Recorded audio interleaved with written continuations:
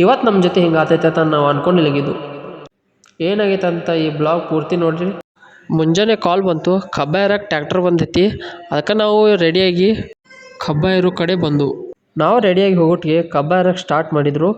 ಇನ್ಯಾಕೆ ತಡ ಅಂತ ನಾನು ರೆಡಿ ಆದ್ನಿ.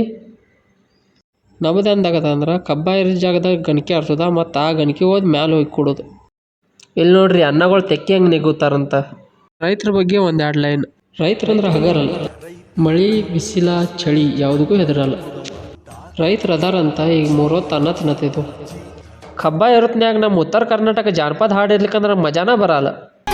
ಹತ್ತ ಬಾರ ಬಂಡ್ಯಾಗ ಇನ್ಕಿ ನೋಡಬೇಡ ಕಿನಿಕ್ಯಾಗ. ಜಾನಪದ ಹಾಡ ಕೇಳ್ಕೊತ 2 ಡಬ್ಬಿ ಹೆಂಗೆ ಲೋಡೋದು ಗೊತ್ತಾಗಿಲ್ಲ. ಇವತ್ತು ನಮ್ಮ ಗಾಡಿ ಮುಂದೆ ಇನ್ನೊಂದು ಗಾಡಿ ಬಂದಿತ್ತು.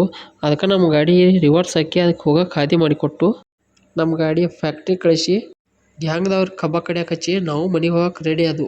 ಈ ಬ್ಲಾಗ್ ಇಲ್ಲಿಗೆ ಮುಗಿಸ್ತಾ ಇದ್ದೀನಿ. ನಮಸ್ಕಾರ.